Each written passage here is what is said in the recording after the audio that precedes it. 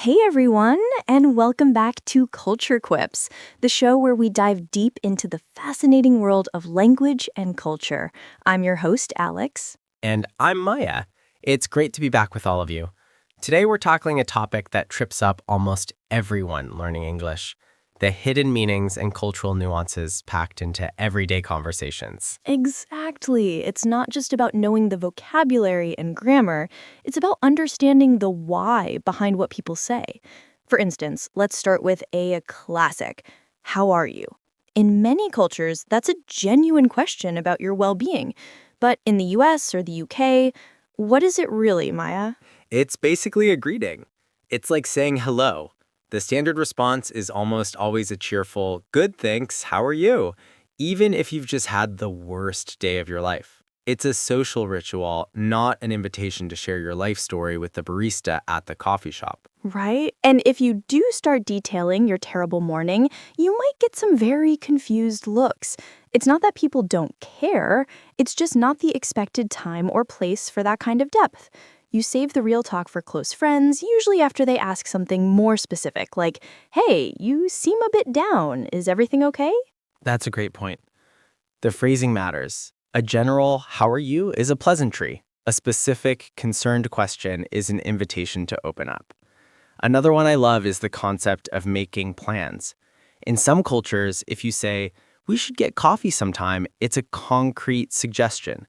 You're expected to pull out your calendar. But in a lot of English-speaking cultures, especially in North America, we should get coffee sometime can often be a polite way to end a conversation.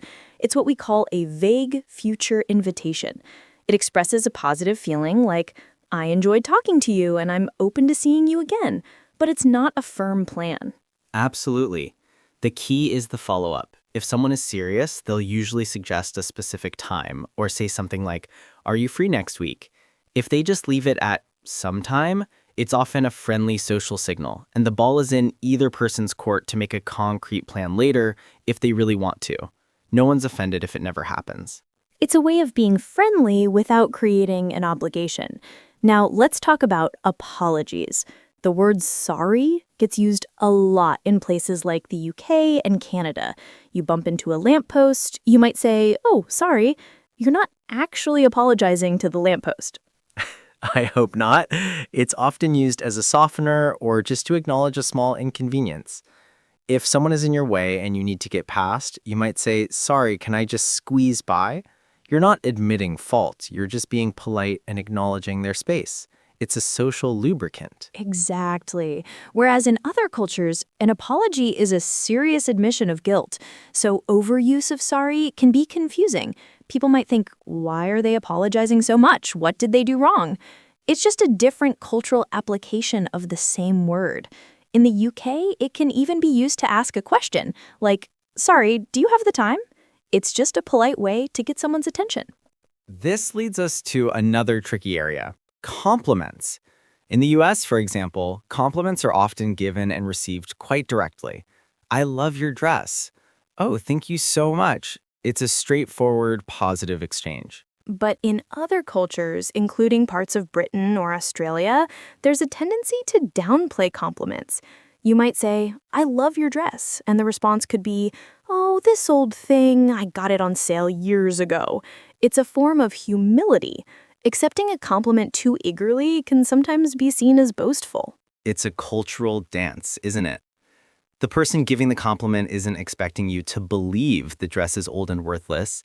They understand it's a ritual of deflecting praise. It's a way of saying thank you without sounding arrogant. For a learner, this can be baffling. They give a genuine compliment and get a negative-sounding response. And then there's the art of the indirect no. This is a big one. In many Western cultures, especially in professional settings, people avoid saying a direct no because it can sound confrontational. Instead, they use softer language. Oh, this is my favorite. Instead of, no, I can't do that, you'll hear things like, that's an interesting idea, but I'm not sure we have the resources for that right now. Or, let me think about that and get back to you. Let me think about it is the classic. Sometimes it means they will genuinely think about it, but very often It's a polite way to say no without creating an awkward moment. The message is in the subtext.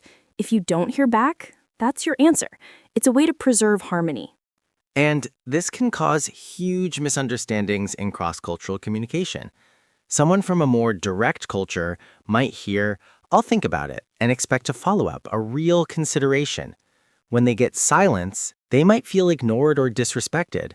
But from the other side, they believe they've already given a polite, clear no. It's all about reading between the lines. Another example is the use of understatement, which is huge in British English.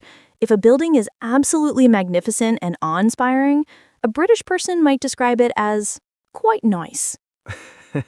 Or if they've been through a terribly difficult experience, they might say it was a bit of a bother. It's a cultural tendency to downplay strong emotions or reactions. For someone used to more expressive language, it might seem like the person is unimpressed or uncaring, when in fact, not bad could be the highest form of praise. It's a form of emotional reserve. The emotion is still there, it's just expressed in a more subtle way. You have to listen for the tone and the context, not just the literal words. Quite good could mean anything from "it was okay" to "it was absolutely brilliant," depending on how it's said. So, what's the takeaway for someone trying to navigate all of this? I think the key is observation and not being afraid to ask for clarification. It's okay to say, "I'm still learning some of the cultural nuances here." When you say, "we should do that sometime," do you mean we should make a plan now, or is it more of a general thought? That is such a good piece of advice. Showing that self-awareness is actually very endearing. People will appreciate that you're making an effort to understand them on a deeper level. And remember, native speakers are not a monolith. An American from New York will communicate differently from someone from the South. A Londoner will be different from someone from rural Scotland. Exactly. These are general patterns, not strict rules. The best thing you can do is listen actively, observe how people interact with each other, and give yourself grace. You will make mistakes. You'll take a polite no as a maybe, or you'll respond too literally to "how are you?"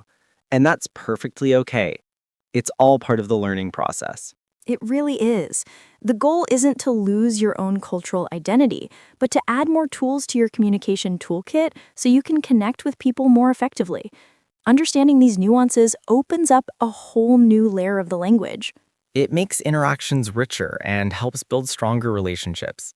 And honestly, it's also just really fascinating to see how differently we all use the same words. Couldn't agree more. Well, that's all the time we have for today's deep dive.